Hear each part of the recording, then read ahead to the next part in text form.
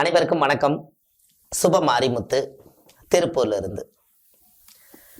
இன்றைக்கு உங்களுக்கு ஒரு நல்ல பதிவு சொல்ல போறேன். உங்களுடைய ஜாதகத்துல இந்த திருமணம் நடப்பதற்கு பலவிதமான பரிகாரங்கள் சொல்லி நிறைய ஜெயிச்சிருக்காங்க. இப்போ ஒரு பரிகாரம் சொல்றேன். இந்த பரிகாரத்தை நீங்க செய்யுங்க.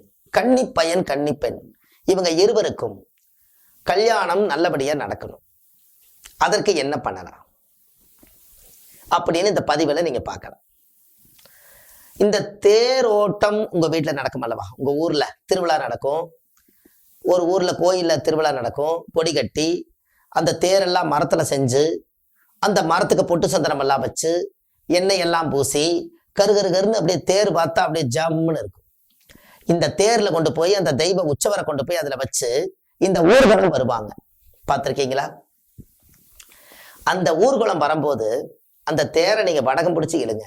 எனக்கு சீக்கிரமா கல்யாணம் நடக்கணும், நல்ல கணவன் வந்து அமையணும், அதே கணவனாக இருந்தால் எனக்கு நல்ல மனைவி வந்து அமையணும், எனக்கு ஒரு நல்ல அழகுள்ள அறிவுள்ள புத்தியுள்ள ஞானமுள்ள பாவங்கள் செய்யாத குடும்பத்துல இருந்து எனக்கு ஒரு பெண் அமையணும்னு சொல்லி வேண்டுங்க. இது கணவன் ஆணா இருந்தா பெண்ணை வேண்டுங்க, பெண்ணா இருந்தா ஆணுக்கு வேண்டுங்க. இந்த உலகத்துல அதானே வேணும். இதை செய்து அந்த தெய்வத்தை உங்களுடைய உடம்பு சக்தியால அந்த நிலவொண்டு சேர்த்துறக்கு நீங்க அந்த தேரை இழுத்துட்டே வாங்க. இந்த ஊருக்குள்ள இருக்கிறவங்க அத்தனை பேர் தேங்காவில் உடைச்சு சாமி கும்பிட கும்பிட கும்பிட அந்த சாமிக்கு அவ்வளவு பெரிய சக்தி கூடிரும்.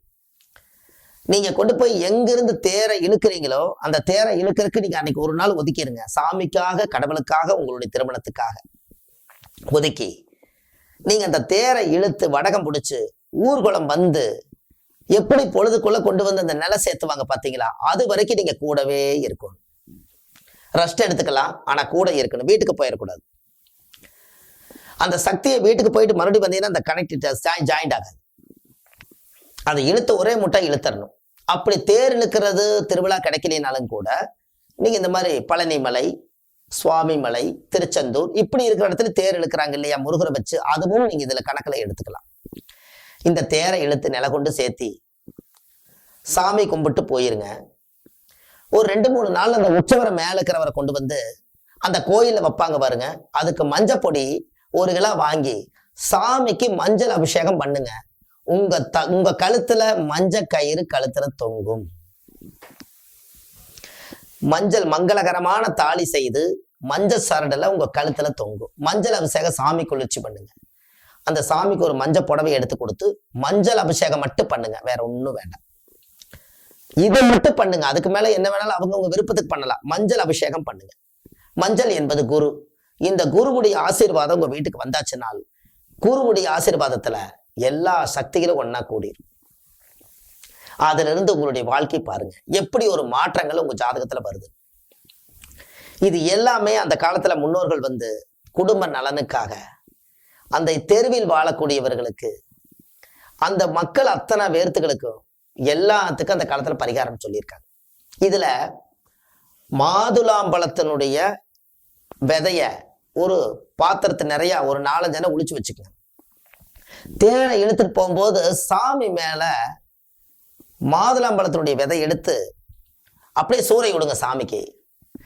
சாமி பார்த்துக்கும். எல்லாம் எடுத்துட்டு போயிட்டு இந்த தேர் நில கொண்டு இழுத்துட்டே போங்க. பின்னாடி பார்த்தீங்கன்னா நிறைய பேர் பழத்தை சூறை விடுவாங்க, இந்த மாதுளம்பழத்தை சூறை விடுவாங்க, காசு எல்லாம் விடுவாங்க. ஒரு 5-6 பொருள் சாமிக்கு 5-6 பொருள் கீழே கிடக்கிறதெல்லாம் எடுத்து வச்சு ஒரு துணியில கட்டி பொழுதோட நீங்க அதை கொண்டு போய் வீடு கொண்டு போய் சேர்த்திருங்க. இதெல்லாம் சாமி போட்ட பிரசாதம். உங்களுக்கு கல்யாணம் சீக்கிரமா நடக்கும். தேர் பரிகாரம் இது. தேர் திருவிழா. அப்ப தேர்னாலே திருவிழா. எத்தனை பேர் மகிழ்ச்சியா இருக்காங்க?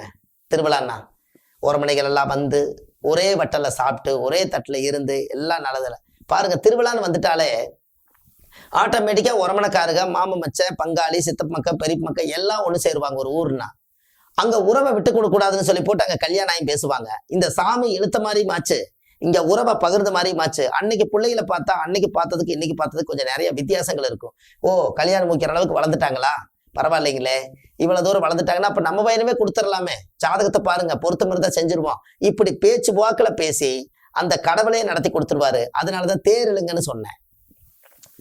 தேர் திருவிழாவில் போய் தேர் இழுத்துட்டு வாங்கன்னு சொன்னேன். இது கண்டிப்பா இதை செஞ்சுட்டு வாங்க.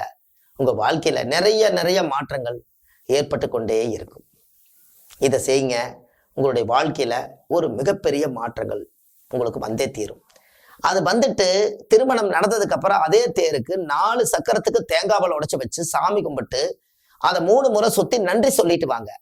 அந்த சாமி தான் நம்மளை நடத்தி கொடுத்து இந்த மங்களையும் கழுத்துல இருக்குதுங்கிறத நீங்க நம்பிக்கை ஏற்படுத்தி அந்த கடவுளுக்கு மறுபடியும் ஒருக்கா போய் நன்றி செய்யுங்க. எப்பவுமே செய்த நன்றியை திரும்பி பார்க்கணும். இதனால இதெல்லாம் செஞ்சுட்டு வந்தால் உங்களுடைய வாழ்க்கையில திருமணம் கட்டாயமா நடக்கும். இந்த பரிகாரங்கள் எல்லா மக்களுக்கும், கல்யாணம் ஆகாதவங்களுக்கு இதை ஷேர் பண்ணுங்க. ஒரு சப்ஸ்கிரைப் பண்ணுங்க. ஏன்னா நம்ம போடுற வீடியோ நோட்டிபிகேஷன் உங்களுக்கு வரணும்.